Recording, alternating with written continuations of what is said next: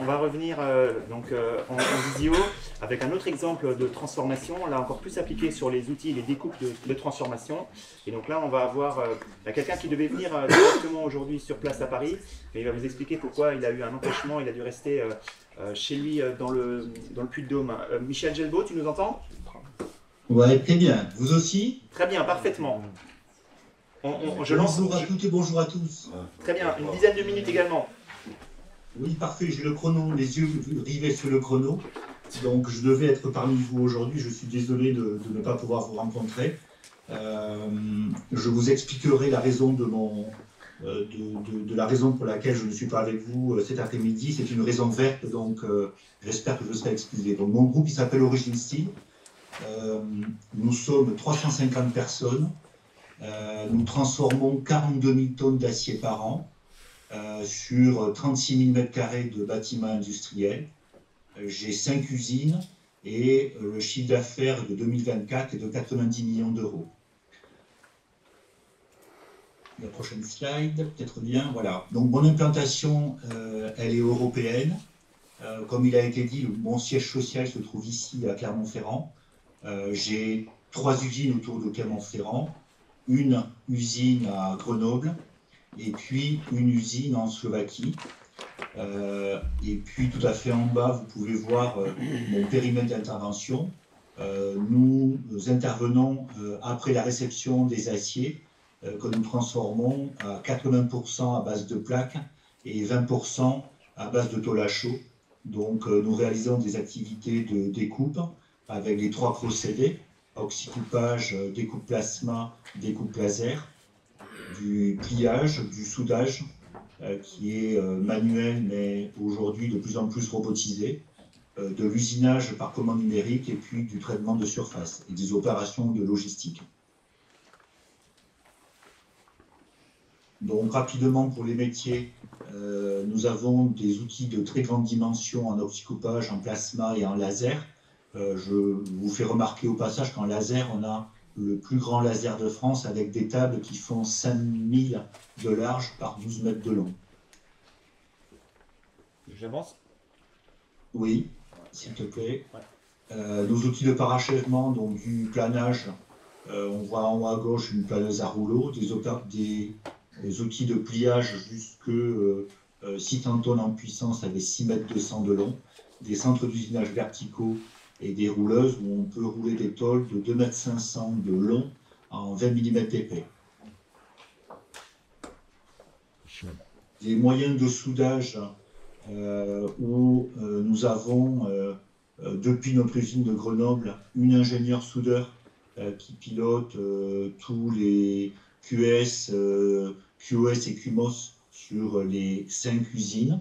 Nous avons 50 stations de postes semi-auto, 12 robots de soudage, et nous pouvons souder les pièces jusqu'à 6 tonnes en poids et 9 mètres de longueur. Et puis des centres d'usinage où le plus gros d'entre eux c'est la photo que nous voyons de manière centrale où on voit une flèche de télescopique où on peut usiner avec 2 têtes en face à face des pièces qui font jusque 12 mètres de long. Et puis les traitements de surface consistent à grenailler les pièces ou les tôles en amont des opérations de découpe, effectuer de la peinture liquide ou poudre et d'autres traitements, par exemple la galvanisation à chaud et l'électrozingage. On va en parler après les traitements. Donc pour revenir sur notre sujet qui nous lie aujourd'hui, c'est nos engagements d'une responsabilité durable. J'ai ici mentionné quelques sujets que nous développons dans le groupe et dont un sera développé tout à l'heure.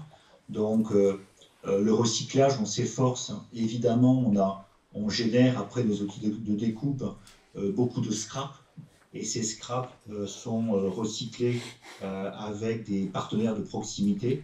Je vais rapidement vous donner un exemple ici à Clermont-Ferrand, sur l'usine Oxycentre. Nous produisons environ 5000 tonnes de déchets par an.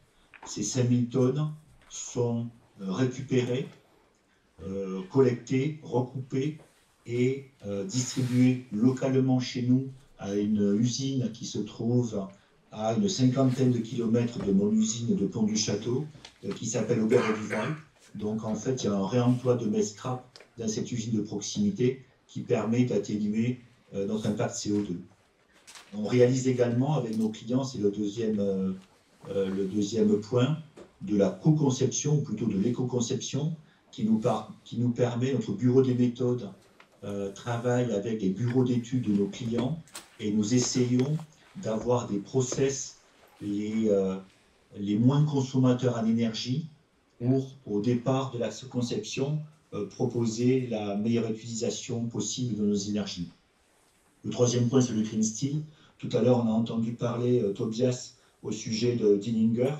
L'an dernier, au mois de juin, à l'occasion des 50 ans d'une de nos sociétés, nous avons découpé la première tôle forte en acier vert qui venait de chez Dillinger. Et donc, nous travaillons avec des sidérurgistes pour proposer à nos clients des solutions d'acier vert. La Pro SNCF, j'y reviendrai tout à l'heure puisque c'est le sujet que je dois développer. L'éco-process, évidemment, que dans nos process de transformation, en particulier sur la découpe thermique et puis sur le soudage, nous sommes un gros consommateur d'énergie et nous essayons de diminuer ces consommations. En particulier, je vous ai dit tout à l'heure, j'ai appuyé ma présentation sur la découpe laser avec des outils de grande dimension. Nous nous orientons évidemment avec les derniers process de découpe en laser fibre qui limitent de moitié les consommations d'énergie. Et aujourd'hui, on a remplacé tous nos outils sur toutes nos usines qui étaient en CO2 par des fibres.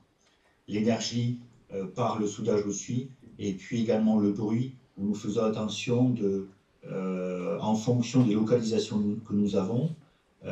En Slovaquie en particulier, et puis ici en France, à Clermont-Ferrand, on a un voisinage qui s'est installé à côté de chez nous au fur et à mesure du temps, et on travaille en collaboration avec le voisinage et les mairies pour pouvoir travailler à côté des maisons individuelles. Et donc le sujet que je voudrais vous parler, ce sont les appros SNCF. La transition est venue par Maisonneuve, donc là je voulais laisser découvrir un petit film. Donc si vous voulez, notre usine ici à Pont-du-Château était branchée fer jusqu'en 2009 et la SNCF a décidé en France de ne plus livrer d'acier en wagon isolé sur tout le territoire. Et donc nous avions décidé, enfin on n'a pas décidé, la SNCF ne pouvait plus nous livrer ces aciers-là, qui représentaient à l'époque 60% de nos approvisionnements. Depuis le mois de avril 2024, j'ai voulu réapprovisionner les aciers par voie chemin de fer. Là on voit une vue de notre bâtiment de logistique de Pont-du-Château. Donc on a travaillé avec la SNCF pendant 2 ans pour réouvrir ce branchement fer. On a réussi à faire ce travail-là avec la communauté de communes de Clermont-Ferrand, avec la SNCF, et notre objectif est d'être livré de 50% de nos aciers par fer. Nous sommes déjà à fin 2024 à 55%, et comme vous le voyez sur cette vidéo arrêtée, on a divisé par 9 nos émissions de CO2 et nous économisons par an 550 camions. Donc c'est pour nous une fierté. Et pour vous donner une idée du travail que ça nous a demandé, j'imaginais que beaucoup d'industriels s'inscriraient dans le fait d'être livrés par fer. En réalité, il faut que vous sachiez, en 2024, sur la région Auvergne-Rhône-Alpes, qui est la première région industrielle de France, nous avons été le seul à ouvrir une voie de chemin de fer. Donc moi j'ai trouvé ça, si vous voulez, incroyable dans l'ère dans laquelle on vit. C'est vrai que nous avons rencontré quelques vicissitudes dans les discussions que nous avons eues avec la SNCF. Malgré tout, nous y sommes arrivés. Et je voulais vous dire que c'est un point qui est extrêmement positif, car nos clients, évidemment, nous demandent d'avoir un impact CO2 limité. Et ça me permet, moi, de travailler dans ce sens-là. Comme j'ai pu constater qu'il y avait peu finalement d'usines qui étaient branchées fer, j'ai décidé, et c'est la raison de mon absence ce matin, j'ai décidé en collaboration avec la mairie de Pont-du-Château, avec la mairie de Clermont-Ferrand, avec la SNCF, de proposer des rachats de terrain à la SNCF qui jouxtent mon terrain pour proposer demain à un territoire autour de Clermont-Ferrand une logistique, non pas que sur l'acier, mais sur d'autres matériaux pour que d'autres industriels puissent partager cette voie-là. Voilà, donc c'était ce que je voulais partager avec vous. Et j'aurai plaisir à répondre, pas aux questions parce que j'ai compris qu'elles viendront plus tard, mais je resterai connecté et donc avec plaisir pour partager avec vous d'autres sujets. Merci beaucoup. Merci beaucoup pour votre participation.